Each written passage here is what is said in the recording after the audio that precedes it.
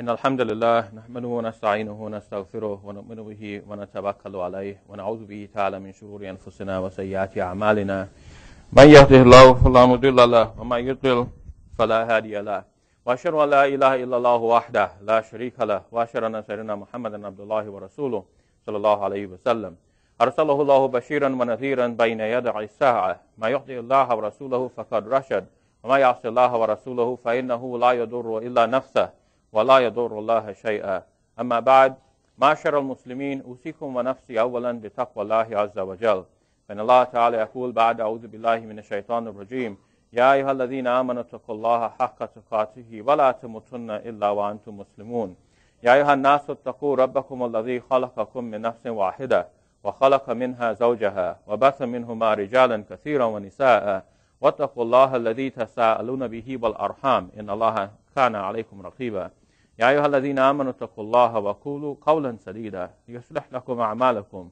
ويغفر لكم ذنوبكم ومن يطع الله ورسوله فقد فاز فوزا عظيما إن أصدق الحديث كتاب الله وخير الهدي هدي محمد صلى الله عليه وسلم وشر الأمور محدثاتها وكل محدثة بدعة وكل بدعة ضلالة. Now as to what follows, I want to look at, as you might have predicted, Surah 56, Sura-Al Waqia. Last week, you will recall, we dealt with Surah 55, Surah-Ar Rahman.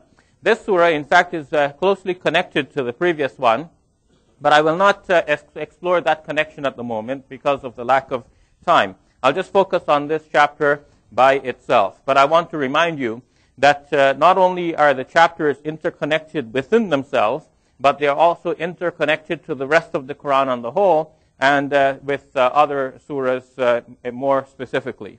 So this surah is closely connected to the previous one, and it begins by addressing that which was spoken about in the previous one, the Day of Judgment and the separation of believers into a variety of groups.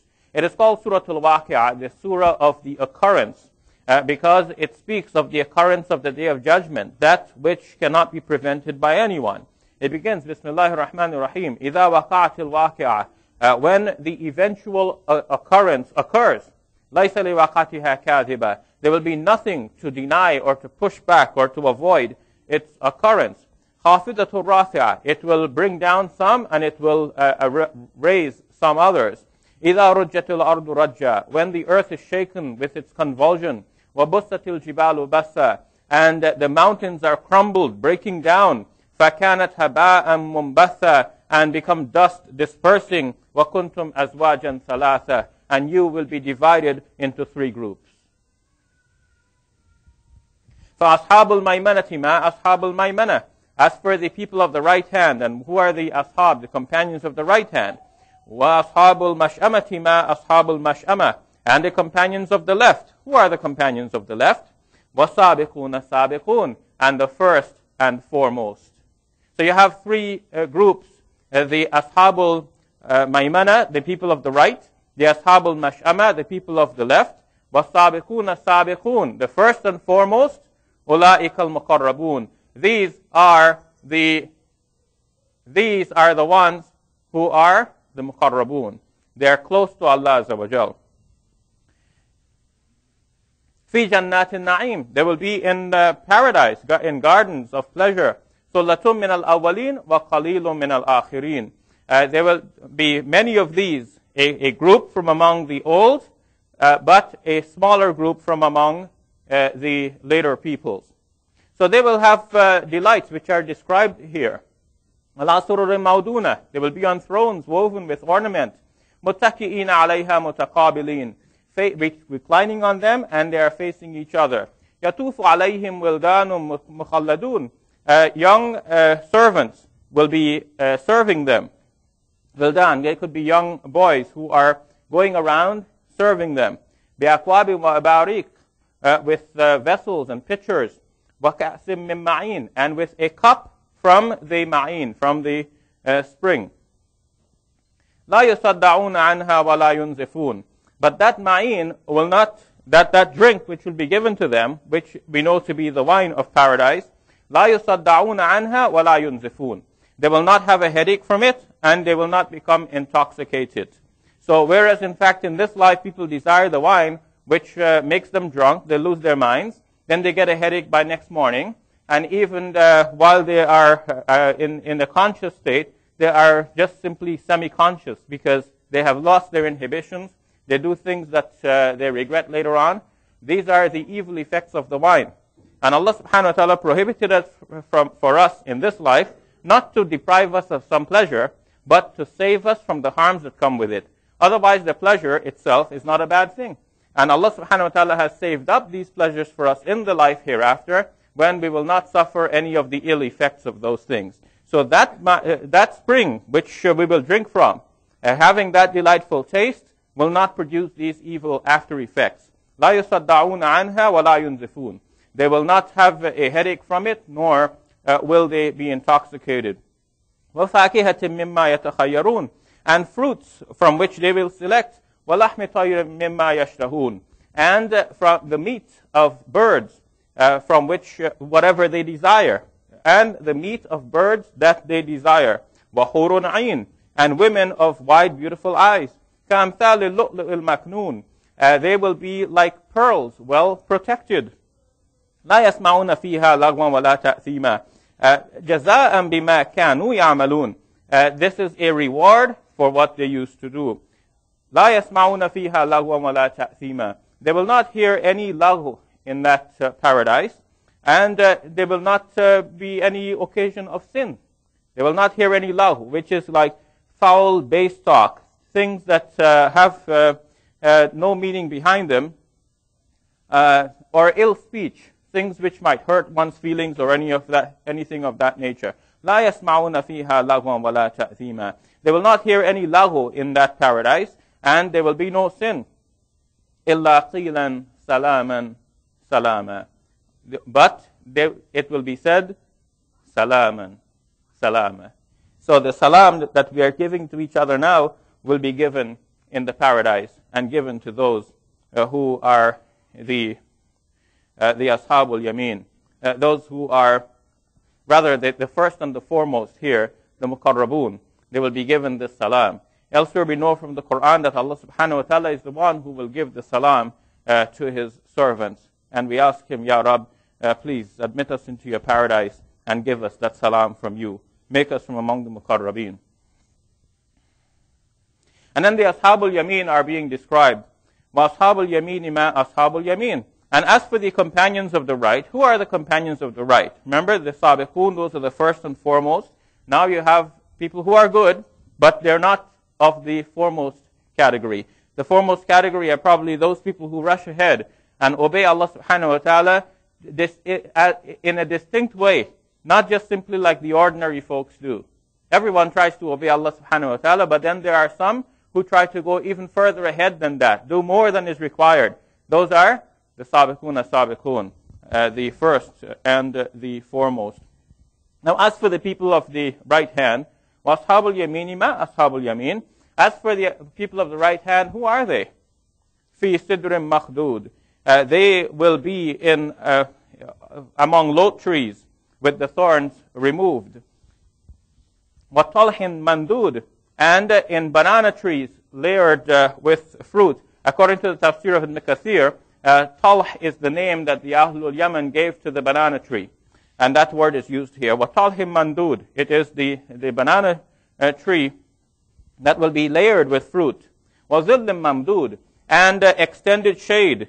وَمَاءٍ مَسْكُوبٍ. And the water that is poured out. وَفَاكِهَةٍ كَثِيرًا. And much fruit.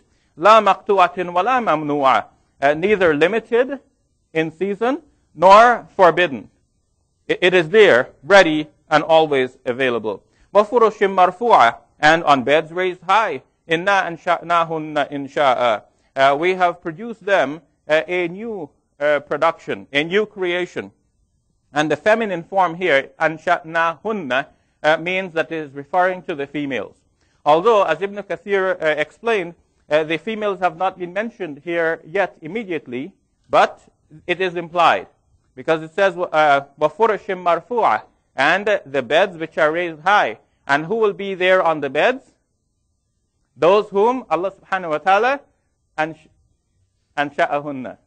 Allah has created them in sha'a, a new creation. And that refers to the women who will be in paradise. According to the tafsir of this given by At-Tabari, this refers to the women, in fact, whom Allah subhanahu wa ta'ala will create anew. In fact, all of the people will be created anew, as we find in the rest of the surah, both men and women. And they will be given an age which is a desirable sort of age. In particular, in the case of women, a woman asked the Prophet ﷺ to pray for her so that she would enter paradise. And the Prophet ﷺ joked with her by saying to her that old women will not be in paradise. And when he saw her sadness, then he informed her that, in fact, all of them will be made young and virgins, and then they will be admitted into paradise. And he prayed for her. So they will be made young, they will be made into a new creation. فَجَعَلْنَاهُنَّ أَبْكَارًا, and we have made them into virgins. عُرُبًا أَتْرَابًا لِأَصْحَابِ الْيَمِينِ, we have made them desirable or desiring of their husbands, or pleasing to their husbands. Atraban, of equal age, of compatible age, لِأَصْحَابِ الْيَمِينِ, for the people of the right hand. And these people of the right hand, ثُلَّةٌ مِّنَ الْأَوَّلِينَ وَثُلَّةٌ مِّنَ الْآخِرِينَ. There have been much of them in the previous times, and there will be much of them in the later times. In contrast with the Muqarrabun. The Muqarrabun, ثُلَّةٌ مِّنَ الْأَوَّلِينَ وَقَلِيلٌ مِّنَ الْآخِرِينَ. There have been many of them in the past, and there will be few of them in the later times. Ashabul Yameen will be plenty. But then, what about the Ashabul Shimal? People of the left hand. وَأَصْحَابُ الشِّمَالِ مَا أَصْحَابُ الشِّمَالِ. And the people of the left hand, what are the people of the left hand? فِي صَمُومٍ وَحَمِيمٍ. They will be in scorching fire and scalding water. وَظِلٍّ مَمْدُودٍ وَظِلٍّ مِّن يَحْمُومٍ. And they will be in a shade of black smoke. لَا بَارِدٍ وَلَا كَرِيمٍ. Neither cool nor beneficial. إِنَّهُمْ كَانُوا قَبْلَ ذَلِكَ مُتْرَفِينَ. Before that, they used to be the mutrafun people. They were careless, indulging in affluence. Yeah, they were having a good time. إِنَّهُمْ كَانُوا قَبْلَ ذَلِكَ مُتْرَفِينَ. They used to be in affluence prior to this. وَكَانُوا يُصِرُّونَ عَلَى الْحِنْثِ الْعَظِيمِ. And they used to persist in great violation of the commands of Allah subhanahu wa ta'ala. They used to persist in that. They didn't realize that they would come to this result. وَكَانُوا يَقُولُونَ إِذَا مِتْنَا وَكُنَّا تُرَابًا وَعِظَامًا إِنَّا لَمَبْعُوثُونَ. And they used to say, will it be possible that after we have become turab, we have become dust, وَعِظَامًا, and dry bones, then we are going to be resurrected? أَوَ آبَاؤُنَا الْأَوَّلُونَ. And even our fathers from old times? And then Allah tells us the reply for them. قُلْ إِنَّ الْأَوَّلِينَ وَالْآخِرِينَ لَمَجْمُعُونَ إِلَى مِيقَاتِ يَوْمٍ مَعْلُومٍ. Tell them, whether from the past or from the present. In al-awwalin wal-akhirin, the first and the last, all of them, لَمَجْمُعُونَ إِلَى مِيقَاتِ يَوْمٍ مَعْلُومٍ. They are going to be gathered to a meeting that is fixed, an appointment of a known day. ثُمَّ then, إِنَّكُمْ أَيُّهَا الضَّالُّونَ. You ضَالُّون people, al-mukaththibun, you ضَالُّون mukaththibun, you who have deviated and denied the message of Allah subhanahu wa ta'ala, لَآكِلُونَ مِنْ شَجَرٍ مِنْ زَقُّومٍ. You are going to eat from the Zakkum tree. Elsewhere in the Quran, the tree of Zakkum has been described as a terrible tree to eat from, but here the description is not given. But they will certainly eat. لَآكِلُونَ مِنْ شَجَرٍ مِنْ زَقُّومٍ فَمَالِئُونَ مِنْهَا الْبُطُونَ. And you will be filling your bellies with it. So even though the fruits from that is poisonous and it is thorny and it chokes the throat and all of that, but still you are going to be filling your bellies with it, as though they will have an insatiable desire to continue eating that. And that is clarified in what comes next. فَشَارِبُونَ عَلَيْهِ مِنَ الْحَمِيمِ. And boiling water will be poured over them, فَشَارِبُونَ شُرْبَ الْهِيمِ. But they are going to drink it like thirsty camels. The heme is a title for the camels that had a particular disease which made them thirsty. So they kept drinking and drinking and drinking. And it is said that these people in the hellfire, these Ashabu Shimal, they will be drinking from that scalding water which is being poured over them, the shurb al-him. The same way in which that thirsty camel keeps drinking and drinking and drinking. هَذَا نُزُلُهُمْ يَوْمَ الدِّينِ. That is going to be the recompense for them, the hospitality that they receive on that day of recompense, the Yawm ad-Din. That is the day that we speak about when we say, Maliki Yawm ad-Din. He is the owner of the Day of Judgment. And so we as Muslims remember that day, and we ask Allah subhanahu wa ta'ala, Ya Rabb, do not make us from the Ashabu Shimal. Do not make us from the people of the left hand. Then the surah goes into now an argumentation with these people who are the Ashabu Shimal and tries to reason with them. This is why I said last week that the Quran is a mercy from Allah Azza wa Jal. Because He didn't just simply say, okay, you're going to be punished and that is the end of it. No, but I'm giving you a way out. Here is the message that has come to you, reasoning with you, asking you to think about the way you have been created and the things that Allah subhanahu wa ta'ala has done for you. So why does that not lead you to believe in Allah Azza wa Jal? So you do not have to be from the Ashabu Shimal. You can convert. You can be from the Ashabul Yameen. And even better yet, you can go further and be from among the Muqarrabeen, those who are close to Allah subhanahu wa ta'ala, as-sabiqun, the first and the foremost. So Allah asked them, have you not looked at what you have emitted, meaning the fluid that comes out from the man? Is it you that created, or are we the creator? And we have decreed death among you, and we are not to be outdone. So everyone will die according to the plan of Allah subhanahu wa ta'ala. No one can thwart the plan of Allah Azza wa Jal. And it is within the power of Allah to change your likeness and produce you in a form that you do not know what you're going to be before that. And you already know about the first creation, so why do you not think about the second and realize that Allah subhanahu wa ta'ala can create you again? Then think about the things that you sow. Is it you that make it grow, or is Allah the one who makes it grow? And that makes us realize that with all of our science and technology, we cannot in fact produce a grain of food by ourselves. You can make plastic, but you cannot make a grain of food that people are going to eat from nothing. It is Allah subhanahu wa ta'ala who produces the food that we eat. And the farmer can do nothing more but put the seed into the ground or use all the available technology that is there. But he cannot bring something into existence from sheer nothing. It is Allah subhanahu wa ta'ala who causes all of these systems to operate and gives us in fact the brain and the understanding and the inventions so that we can in fact produce the food that we are eating. And then Allah tells us about His ultimate power over all things. لَوْ نَشَاءُ لَجَعَلْنَاهُ حُطَامًا فَظَلْتُمْ تَفَكَّهُونَ. If we had wished, we could have made it all into debris, and you would remain in wonder, saying, إِنَّا لَمُغْرَمُونَ. We are in fact deprived. We are in debt. بَلْ نَحْنُ مَحْرُومُونَ. We have been prevented from this, from reaping the crops. Allah tells us, look at the water you drink. أَفَرَأَيْتُمُ الْمَاءَ الَّذِي تَشْرَبُونَ. Did you not look at the water that you drink? What do you think of that? أَأَنْتُمْ أَنزَلْتُمُوهُ مِنَ الْمُزْنِ أَمْ نَحْنُ الْمُنزِلُونَ. Are you the one who brings it down from the clouds? Or are we, Allah, the one who brings it down for you? لَوْ نَشَاءُ جَعَلْنَاهُ أُجَاجًا فَلَوْلَا تَشْكُرُونَ. If we wanted, we could have made it bitter.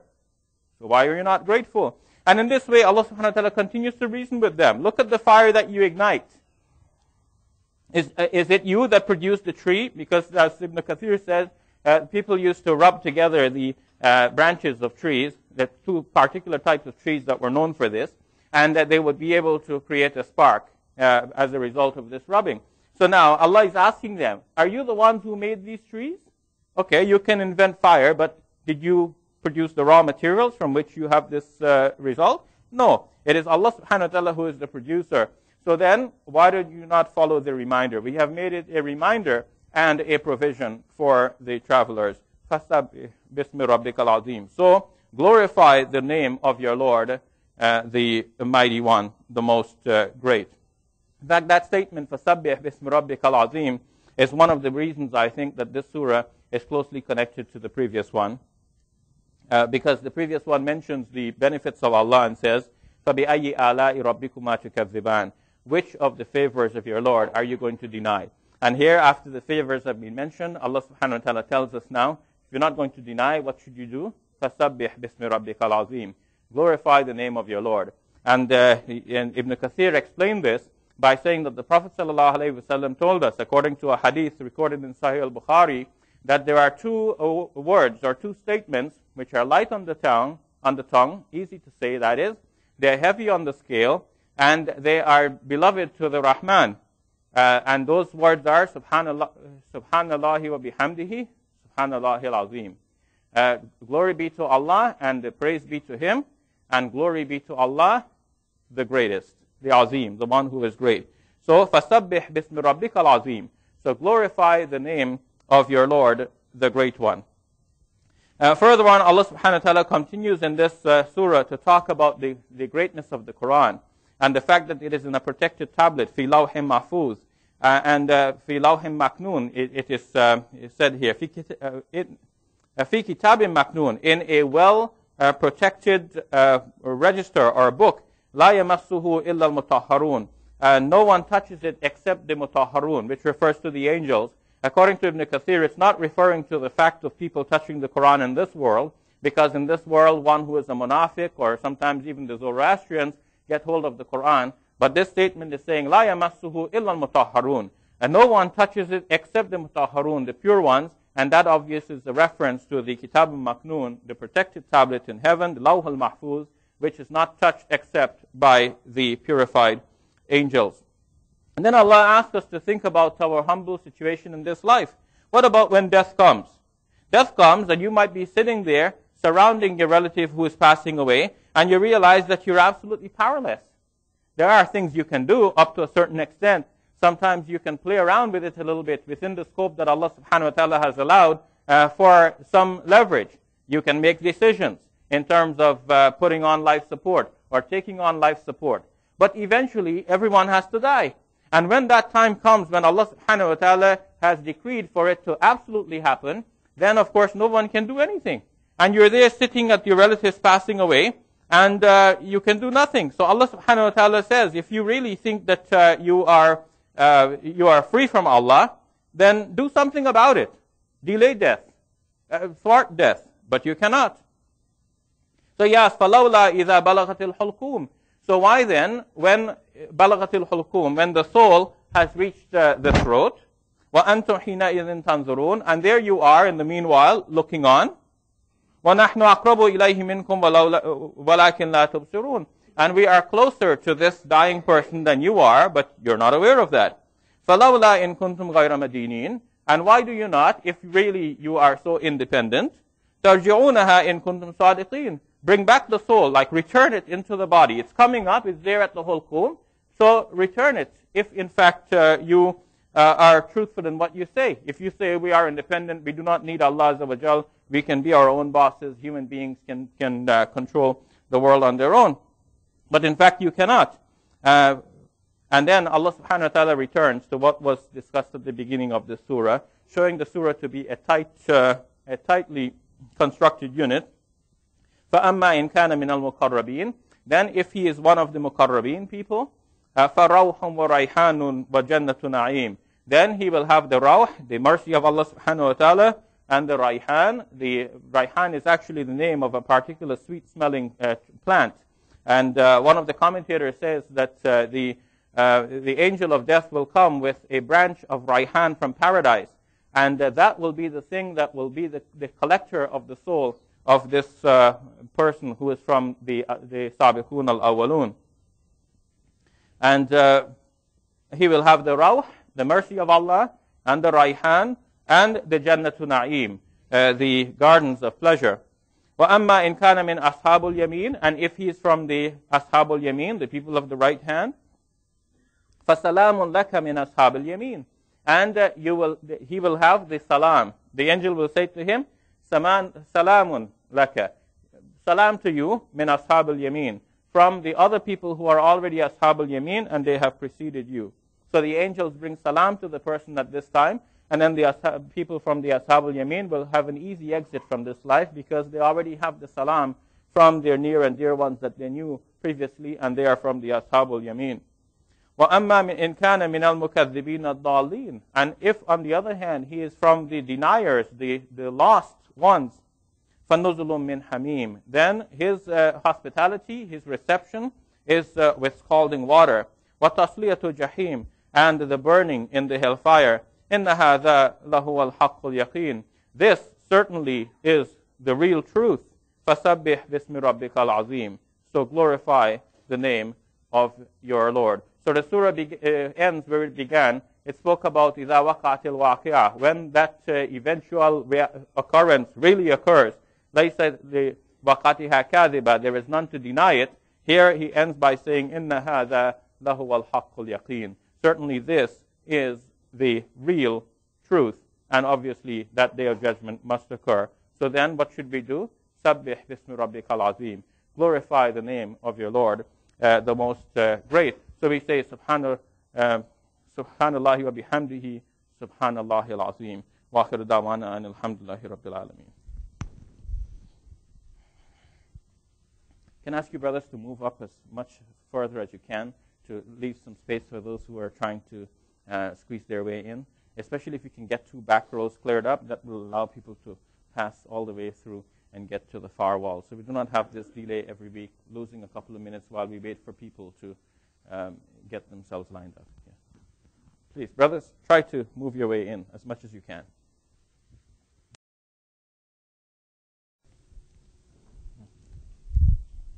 Alhamdulillah, nahmaduhu wa nasta'inuhu wa nastaghfiruh wa nu'minu bihi wa natawakkalu alayh wa na'udhu bihi ta'ala min shururi anfusina wa sayyiati a'malina. من يهده الله فلا مضل له ومن يضلل فلا هادي له وأشهد أن لا إله إلا الله وحده لا شريك له وأشهد أن سيدنا محمدا عبد الله ورسوله صلى الله عليه وسلم أرسله الله بشيرا ونذيرا بين يدي الساعة ما يطع الله ورسوله فقد رشد وما يعصي الله ورسوله فإنه لا يضر إلا نفسه ولا يضر الله شيئا أما بعد معاشر المسلمين أوصيكم ونفسي أولا بتقوى الله عز وجل إن الله تعالى يقول بعد أعوذ بالله من الشيطان الرجيم يا أيها الذين آمنوا اتقوا الله حق تقاته ولا تموتن إلا وأنتم مسلمون يا أيها الناس اتقوا ربكم الذي خلقكم من نفس واحدة وخلق منها زوجها وبث منهما رجالا كثيرا ونساء واتقوا الله الذي تساءلون به والأرحام إن الله كان عليكم رقيبا يا أيها الذين آمنوا اتقوا الله وقولوا قولا سديدا يصلح لكم أعمالكم ويغفر لكم ذنوبكم ومن يطع الله ورسوله فقد فاز فوزا عظيما إن أصدق الحديث كتاب الله وخير الهدي هدي محمد صلى الله عليه وسلم وشر الأمور محدثاتها وكل محدثة بدعة وكل بدعة ضلالة. Now as to what follows, in this khutbah we'll look at the tafsir of Surah-Ar Rahman, Surah 55 in the Quran, a beautiful surah which is very popular for the verse that repeats throughout, فَبِأَيِّ آلَاءِ رَبِّكُمَا تُكَذِّبَانِ. Which of the favors of your Lord are you going to deny? Surah-Ar Rahman is called Ar Rahman by the name of Allah subhanahu wa ta'ala because it begins with that name. It after the Bismillah, which is affixed to the head of every surah except the 9th, except Surah At-Tawbah. This surah itself begins again with the name by saying Ar Rahman, the merciful one. Ar Rahman is actually, in fact, the emphatic or intense form of indicating one who is extremely merciful. So Rahim is one who has the innate characteristic of being merciful, and Rahman is even more than that. So usually in the English translations we might say something like, in the name of Allah, the Beneficent, the Merciful One. But the translation does not capture the emphasis which is there in the use of the term Ar-Rahman. And so in this English translation I'm looking at, it says, the most merciful. Ar-Rahman allama al-Quran. It is the Rahman who has taught the Quran. Khalaq al-Insan. He has created human beings. Allamahul bayan. And he has taught him speech or eloquence. Now, throughout the surah, the favors of Allah subhanahu wa ta'ala are mentioned again and again. Favors in this life and favors that are prepared for the believers in the life hereafter. And hence the repeated emphasis on the question, فَبِأَيِّ آلَاءِ رَبِّكُمَا تُكَذِّبَانِ? Which of the favors of your Lord are you going to deny? And here the favors already begin to be described. Ar Rahman, allama al-Quran. First of all, he is Ar Rahman, and this is why he gives so much favors. He overflows with favors. And the question is there anyone to receive those favors? And the first favor he mentioned here is that he has taught the Quran. The Quran has been given as a favor from Allah subhanahu wa ta'ala. This Quran was not sent down as a burden to human beings and as a way of chastising human beings. Many people have a misunderstanding about the Quran that needs to be fixed. They understand that the Quran came in such a way as to be a hujjah against the non-believers. Well, yes, a hujjah to be sure, it will be a hujjah against them. But that is not the purpose of the Quran. They have the idea that non-Muslims left to their own, in their waywardness and in their disbelief and arrogance and their pride and all of their sins, if they're left like that, Allah subhanahu wa ta'ala wants to punish them, but then first He sends them the Quran, which He knows they're going to reject, so that He will have the excuse to punish them. This is wrong. The Quran came from the Merciful One as a mercy to human beings, which means that people left to their own, if they're left astray, Allah subhanahu wa ta'ala looks at them and He pities them. He wants them to come to the right path. And so He sends them the message and a prophet to appeal to them in their language that they can understand, so that there is some hope that they should turn and come to the right path. This is a mercy for them. And of course, this book will now become a hujjah. It will become a proof against those who disbelieve in it. Because now, after all, they were left, they were doing their own thing, they were sinning and disbelieving. Now, in addition to everything they have done, now they have added to their book of sins by disbelieving also in the Quran which has been sent to them as a mercy. So Allah subhanahu wa ta'ala can now say to them, look, I did an additional favor to you. I sent you a messenger. I sent you a book, and still you did not come back to the right path. So that they cannot say now that Allah subhanahu wa ta'ala has left us alone, but Allah has been merciful to them and to us by sending this Quran. Ar Rahman allama al-Quran. That is the first favor. He has taught the Quran. Khalaq al-insan. He has created human beings. That's another favor. That's a favor because existence is preferable to non-existence. In fact, it has been shown that even people who are suffering a lot in the world, they still enjoy some moments of bliss, and their very existence to them is very important. So if you give most people the choice between existence and non-existence, even if they will complain of having a hard and difficult life, most people will choose to exist rather than not to exist. So the fact that Allah subhanahu wa ta'ala has created us, that itself is a favor from Allah. وَعَلَّمَهُ الْبَيَانِ. And He has taught human beings eloquence, the ability to speak, to express ourselves. And we know that there are many creatures in the world who cannot express themselves. And there are human beings who have similar form to us, but they're unable for one reason or another to express themselves or to express themselves clearly. And so that very ability to speak is something that has been gifted from Allah subhanahu wa ta'ala. And one should not then use his ability to speak to blaspheme or to commit wrong or to speak against Allah subhanahu wa ta'ala. And then he mentions the cosmic favors. Ash-shamsu wal-qamaru bi-husban. The sun and the moon are according to calculations. وَالنَّجْمُ وَالشَّجَرُ يَسْجُدَانِ. And the star and the trees, they also prostrate. Of course, we do not see them making sujood the way we prostrate, but they are in their own way prostrating to Allah subhanahu wa ta'ala. Here we have the majaz, the metaphor of prostration, to indicate that the stars and the trees are all subservient to Allah azza wa jal. In some way that is known to us, they declare the glory of Allah azza wa jal. وَالسَّمَاءَ رَفَعَهَا وَوَضَعَ الْمِيزَانِ. As for the sky, Allah subhanahu wa ta'ala has raised it, and He has placed or imposed the mizan, the balance. Now, when Allah subhanahu wa ta'ala says that He has raised the sky, we should not think of the sky, which we mentioned last week, to be a fixed, as though it is a cover over the earth, a fixed physical structure. But now we are coming to understand more of what the sky really is. In fact, we have surrounding the earth atmospheric gases, And what appears to us as a certain color is just simply the reflection of light and its absorption, of the absorption of that light, or various colors of the light in the atmosphere. So it is not a fixed canopy, but the Quran, of course, expresses things in a language that would be understood to the people at the time when the Quran was revealed, and at the same time put in such a way that when we read it in the 20th century or 21st century now, we will have a clear understanding of what was meant. We will derive the message from the Quranic text, which is the perpetual and lasting message until the Day of Judgment. So Allah subhanahu wa ta'ala tells them and us, وَالسَّمَاءَ رَفَعَهَا. As for the heavens, the sky, we have raised it. وَوَضَعَ الْمِيزَانَ. And we have placed the mizan, the balance. It turns out that in this Quran, the balance is important. And we have spoken previously about the balance within the Quranic text itself. There is a certain balance, a symmetry, a way in which things fit together and things are organized. Let me say a word about that very quickly. We're starting out with the first mention of Ar Rahman, and the chapter ends with actually describing Allah subhanahu wa ta'ala by saying, Tabarak asmu rabbika dhil jalali wal ikram. So, blessed is the name of your Lord, the owner of majesty and honor. So he starts out by being described as Ar Rahman, and the last word in this surah is describing him by the fact that he possesses ikram. He is the possessor of honor.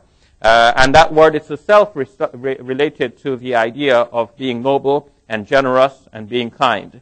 So throughout the chapter then, there is a symmetry in which first the Quran describes some of the favors of Allah, and then throughout we have the balanced repetition of the phrase, فَبِأَيِّ آلَاءِ رَبِّكُمَا تُكَذِّبَانِ. That question, which then of the favors of your Lord are you going to deny?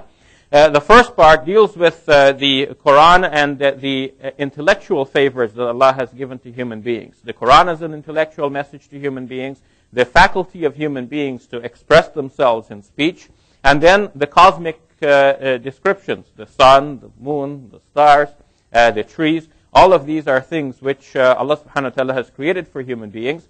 And then it goes on to describe the life hereafter and the favors that Allah has created there. So there is a balance between the description of this life and the description of the life hereafter. So in everything, Allah subhanahu wa ta'ala has created a balance, even within the Quran itself and in life in general. So Allah has created a balance of things. Things are going to be weighed in a balance. On the Day of Judgment, our deeds are going to be weighed in a balance. And of course, whoever is lucky will have his deeds weigh heavier, his good deeds, and that will be the reason for admission into the paradise by the grace of Allah Azza wa Jal. So we pray to Allah subhanahu wa ta'ala to make for us, or help us to make our own scales heavy. So Allah has imposed a balance, but it is more than that. We should not only think of the balance in the life hereafter, the weighing of the deeds, but we should think of our deeds here in this life to be balanced. Everything should be balanced. Ayah number 8 continues and says, Allah tatghaw fil mizan, that you should not, He made the balance, He imposed the balance, such that you should not transgress the balance. So things should be according to balance. وَقِيمُوا الْوَزْنَ بِالْقِسْطِ وَلَا تُخْسِرُوا الْمِيزَانِ. You see, it is repeated again. Balance now is being mentioned 3 times. وَقِيمُوا الْوَزْنَ بِالْقِسْطِ وَلَا تُخْسِرُوا الْمِيزَانِ. And that you should establish the weight with justice, and that you should not be short or make the balance deficient. So then, we have to balance our life in many different ways. There has to be a balance between the person's spirituality and also his care for his body. So one cannot say, I am worshipping Allah subhanahu wa ta'ala all of the time. No, he has to worship some of the time, and some of the time he has to take care of his body. According to a hadith, his eyes even have a right over him. So he should sleep for a while and worship Allah subhanahu wa ta'ala for a while. His family has a right over him. So he has to spend some time with his family as well. He cannot say, okay, I'm going fi sabilillah, khuruj fi sabilillah, leave the family in whatever condition. No, if the situation was so desperate, as the earliest Muslims faced situations where the whole community could have been attacked and killed in an instant. So when the Muslims were called to go forth in battle, sometimes they had to go forth whether they were heavily laden or lightly equipped, regardless of the condition, because it was a do-or-die situation. Most of us are not facing that do-or-die situation. So the brother cannot say, okay, I'm going out for the chilla or chaliswa, and he forgets about what the situation of his family is, using that perhaps as an escape route from the responsibilities of life. So there has to be a balance. Yes, go out khuruj fi sabilillah. Yes, spend some time in the masjid. Yes, attend the classes to learn about Islam. And at the same time, balance that with your care for and your attention to all of the things around you. So your family also have a right over you. Moreover, the occupation that you have, that has a right to your talents and also to your care and attention. So you cannot say, okay, I'm just simply going because I'm going to serve Allah subhanahu wa ta'ala, leave the job in whatever condition it is. You have to come to the Friday prayer. It doesn't mean that you create chaos before leaving. It means that you take care, plan, knowing that you have to come to the Friday prayer. Make sure that when you leave your work, things will continue in a harmonious way so that when you go back, you will find it in a situation similar to the way you left it, not in chaos. Because you don't want now for people to have a hatred for and dislike for the things which are connected with Allah Azza wa Jal. Otherwise, they might turn around and curse this religion and curse the things that are associated with this religion because of our behavior. So do things in a balanced way. So the balance is then very important. It means then that we should also be fair. Be fair to everyone. And be truthful and honest. And not shortchange anyone. La tukhsirul mizan. Do not be deficient in giving the balance. Some people, when they are there and things are being weighed out to them, they'll watch it closely to make sure it is being weighed out and given to him in the full measure. He must get every penny that he deserves. But then, if he's weighing out to others, he tips the scale. So for himself, he demands the full weight and the correct measure. But for others, he is not of the same attitude. He is two-sided. So he himself is not a balanced individual. So the balance, according to this surah, is very important. And thinking about the balance, about the mizan, is a way, in fact, of constructing a good, wholesome Muslim personality that is properly balanced. And then after Allah subhanahu wa ta'ala mentions many of these favors, then he describes, in describing some of the cosmic phenomena, he in fact allows us in our modern times to think of some of the scientific issues that are involved now in the study of the creation of Allah Azza wa Jal. First of all, the fact that things are according to measure. Ash-shamsu wal-qamaru bi-husban. We know that the sun moves in fact in a very measured and systematic manner. We know that the earth moves in a very measured and systematic manner. We know that the moon also moves in a measured and systematic orbit. And all of these are measures that point to the glory of Allah subhanahu wa ta'ala. These things did not just simply fall into place like that, but they are according to a definite plan that we are now discovering. It turns out that the sun, in fact, takes 25 days to complete its equatorial orbit. And the earth takes 365 days approximately to go around the sun. And the moon takes about 28 and some part of the day, 29 and some, to orbit the earth. So everything is moving according to a fixed plan of Allah subhanahu wa ta'ala, and this is a continuous and repetitive plan that works continuously, regularly, predictably. Moreover, we know from the Quran that in fact the number 19 has some significance, because in one chapter of the Quran, which we will come to later, Surah-Al Mudaththir, Allah subhanahu wa ta'ala tells us about the 19 angels guarding hell. Alayha tis'ata ashar. Over it are 19. It turns out that the number 19 has some other significance as well, which we are now discovering and coming to understand more fully. Like, for example, the fact that the Bismillah, which is at the head of each surah, has been written from the time of Uthman radiallahu an, and this has become the Rasm Uthmani, the accepted and authoritative way of writing the Quran, is actually always written with 19 letters. Though, theoretically, according to the rules of the Arabic language, you can vary the letters, you can spell out the alifs, and you can have 22 letters. But it has been written with 19 letters. And that is how it has been left. Not because somebody decided we want to have it 19, but it just simply turned out to be that way, the way they wrote it and the way we have kept it. It turns out that there are 114 chapters in the Quran, and that is a multiple of 19. It is 19 times 6. 19 times 6 is 114. So we're discovering more and more, but I don't want to make that the topic now. I only introduce that now to mention something about the the sun and the earth and their relationship to each other and their relationship to the Quranic text. In a previous khutbah, I had mentioned that the word yawm, the word for day in the singular, yawm, without any suffixes such as yawma idhin or yawmukum or so on, just simply yawm. The bare mujarrad yawm by itself occurs in the Quran exactly 365 times. And that is the measure of the number of days it takes for the earth to complete a rotation around the sun. Now, I have already mentioned in this khutbah that the sun takes 25 days to complete an equatorial rotation around its own axis. Now, if we ask then, how many times in the Quran does the word yawm occur, not only in its mujarrad bare form, but with all of its suffixes and in the plurals? For example, ayyam and so on. If we take the count of all of those together, and anyone can double check this by going to Al-Mu'jam al-Fihris li al-Faz al-Quran by Fahd Abdul Baqi, you will see that there are exactly 475 occurrences. 475 occurrences. So if there are 475 occurrences, and if 19 has some significance, and if 25 has some significance because that's the number of hour days it takes for the sun to complete its own equatorial rotation, what is 19 times 25? 19 times 25 is exactly 475. So it turns out that the sun and the moon are related to each other in the way they move, and both are related to the text of the Quran in some way that we are now discovering.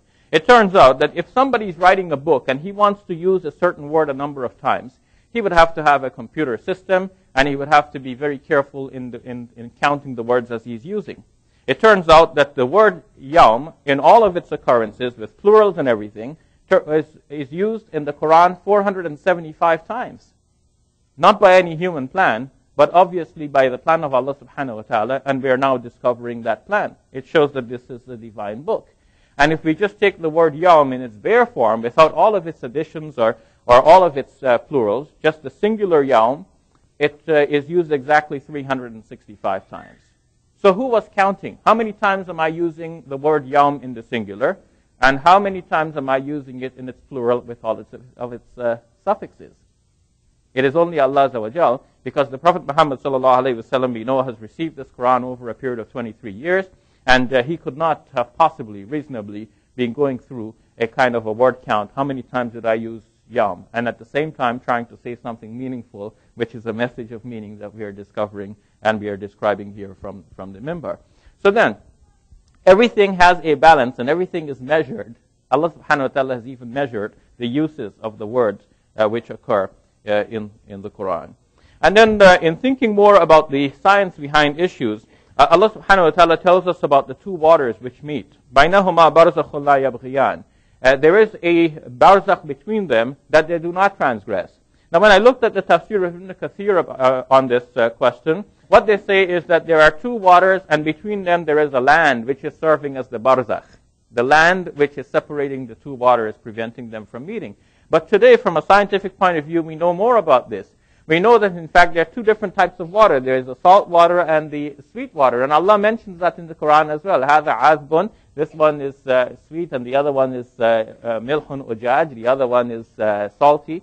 It is the salt water from the sea, and then the fresh river water. Two different kinds of water. And where they meet at the mouths of certain large rivers, it is clear now to scientists that, in fact, the two waters maintain their own density and salinity, and even the temperature difference, which means that in fact somehow they do not mix, which is a mystery. It is by the plan of Allah subhanahu wa ta'ala, and that seems to be something that is indicated by this ayah, which says that there is a barzakh between them, some kind of division, whether visible or invisible, that Allah subhanahu wa ta'ala is describing as the reason for the separation between the two. So the more we think about the Quran and the more we study science, the more we learn more about the cosmic favors that Allah subhanahu wa ta'ala has created for us, the more we become fascinated with the Quran as a book which has come from Allah Azza wa Jalla as a revelation to the world, and the more we become interested, in fact, in living this message as a message that should permeate all of our lives. Of course, now we are at the end of the khutbah, and I didn't even get to talk about the pleasures of Jannah. But in the next khutbah, inshallah, we'll be dealing with Sura-Al Waqia, which is Surah 56. And we'll have a chance in discussing that surah to look at some of the pleasures of paradise and also some of the frightful torments that are mentioned about hell. وآخر دعوانا الحمد لله رب العالمين.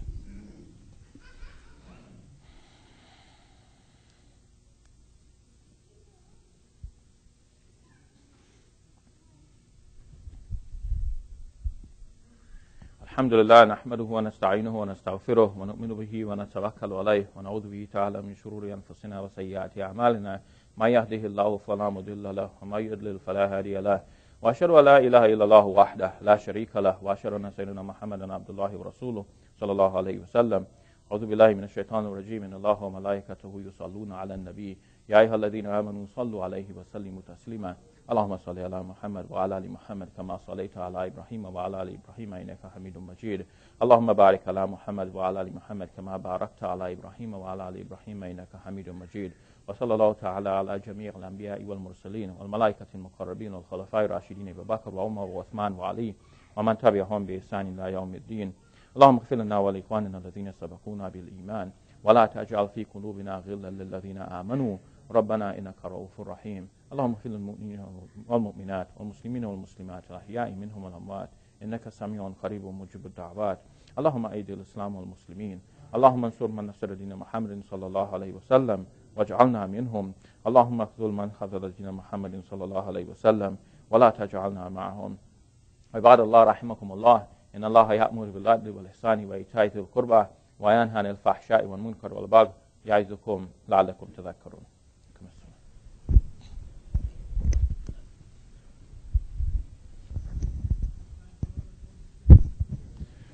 الله أكبر الله أكبر الله أكبر الله أكبر. أشهد أن لا إله إلا الله أشهد أن لا إله إلا الله أشهد أن محمد رسول الله أشهد أن محمد رسول الله. حي على الصلاة حي على الصلاة حي على الفلاح حي على الفلاح قد قامت الصلاة قد قامت الصلاة. الله أكبر الله أكبر لا إله إلا الله. Straighten your line, stand close together.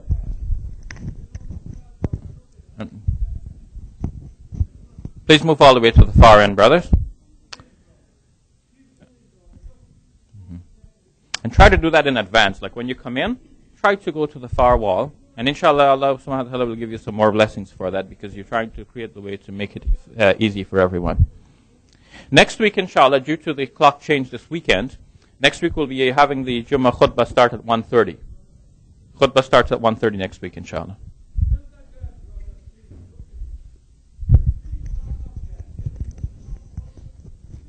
So, straighten your lines, stand close together. Do not leave any gaps in between. Allahu Akbar.